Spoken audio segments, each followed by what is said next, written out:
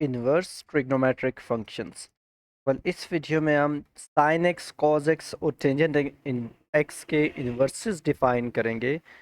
Well, before moving on to inverse of trigonometric functions, हम recall करते हैं inverse of quadratic functions. तो previously अगर हम रिकॉल करें तो हमने पढ़ा था कि अगर हमारा एक function f of x equals to a x square plus b x plus c है, quadratic function with domain set of all real numbers, तो हमने पढ़ा था कि this function, graph of this function is of this shape for a greater than zero. अब इसका vertex हमने define किया था, से H K is its vertex. तो this function is clearly not a one one function, जो inverse of quadratic function में हम डिटेल में पढ़ चुके हैं। Because any horizontal line will meet the graph at more than one point. तो हमने क्या किया था, हमने पढ़ा था कि in order to make it one to one हम इसकी डोमेन रिस्ट्रिक्ट करेंगे। और हमने डिफाइन किया था कि if we pick domain less than or equal to x coordinate of vertex या more than or equal to x coordinate of vertex, तो हमारे पास ये पीस, या फिर फॉर मोर देन केस ये वाला पीस आ जाएगा। So this function becomes a one one function and we can find its inverse for these restricted domains. Same is the case of trig functions. जो हमारे पास trigonometric functions हैं, all trigonometric functions are not one to one in their domains.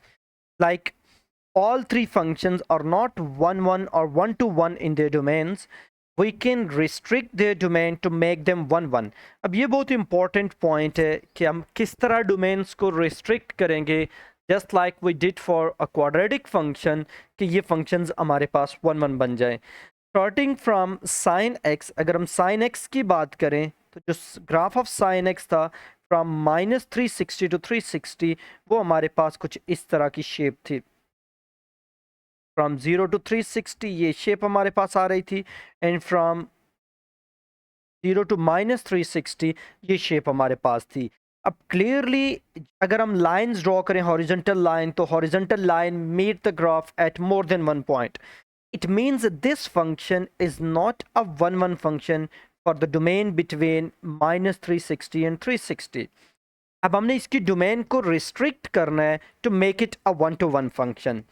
Well, अगर हम इसकी domain को restrict करें, suppose अगर हम डोमेन को रिस्ट्रिक्ट करते हैं from -90 to 90 for case of y is equal to sin x, if we restrict domain of sin x from -90 to 90, so then clearly this function is a one one function for this domain from -90 to 90 degree, a minimum at -90, a maximum at 90, which is 1, minimum is at -1, or 0 at 0.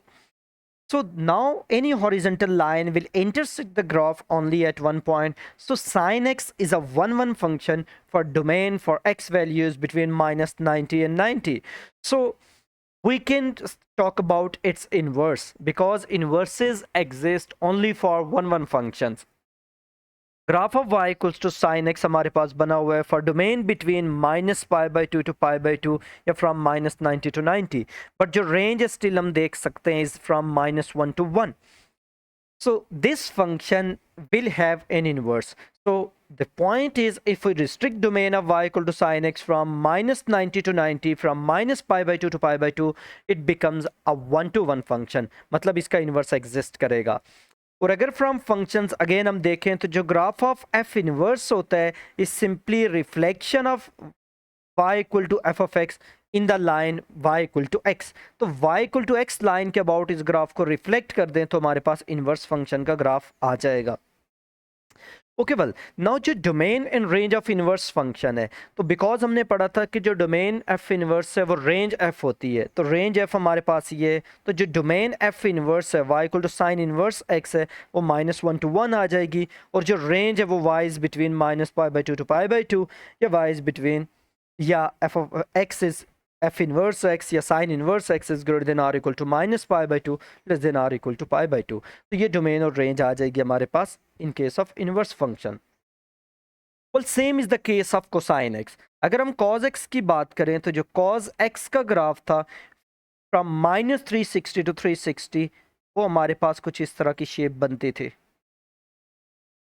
0 पे हमारे पास 1 value आ रही थी, then 90 पे 0 and then 180 पे -1. Now clearly again any horizontal line will meet the graph at more than one point, so this function is not a one-to-one function. लेकिन अगर हम क्या करें, if we restrict its domain, अब हमने देखना है कितनी restrict करें. Restricting domain of this function from 0 to 180, अगर हम 0 to 180 restrict कर दें इसके domain को from 0 to 180, तो clearly now it becomes a one-to-one function. तो अब हम देख सकते हैं कि this function is now a one-to-one function. Any horizontal line will intersect the graph only at one point.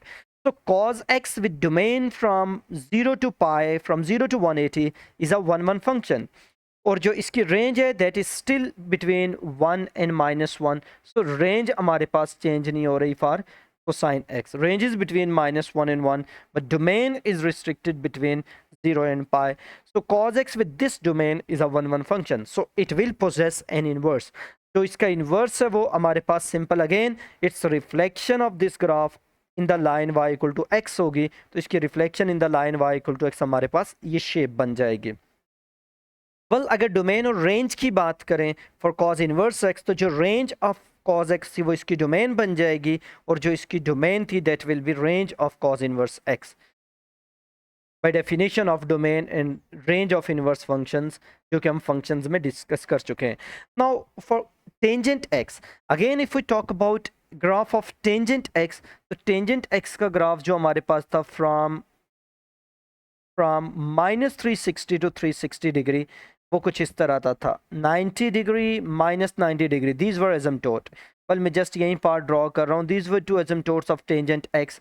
Now if we restrict graph of tangent x from -90 to 90, then any horizontal line will intersect the graph only at one point.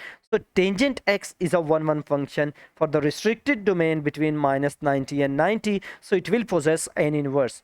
और जो inverse function का graph है वो again from functions, जो inverse का graph है वो reflection of the graph of function होता है in the line y equal to x. तो just line y equal to x पे आप इसे रिफ्लेक्ट कर दें तो we will get inverse graph of inverse function या inverse tangent x. And for domain in range, again same concept, जो domain of tangent x थी that will become range of tangent inverse x, और जो range of tangent x थी that will become domain of tangent inverse x. अच्छा, एक चीज़ की clear करनी है कि here we use open intervals for domain of tangent x, principal tangent x, because at 90 and -90 tangent x is not defined. They are not part of domain of tangent x. So for tangent x, domain will be an open interval, means these endpoints will not be part of domain. अच्छा, well, जो sin x, cos x, tangent x हमने define किए with these restricted domain, जिनकी वजह से इनके inverses exist करते हैं, these three functions with restricted domains are called principal trigonometric functions. Like अगर sin x होगा with domain from -π/2 to π/2, तो हम कहेंगे is a principal sine function. और cosine function हम उसे कहेंगे is a principal cosine function with domain from 0 to pi. और for tangent x, we will call it principal tangent x. We will call it principal tangent x with restricted domain -π/2 to π/2, because these functions are now one-to-one function and they have inverses in these restricted domains.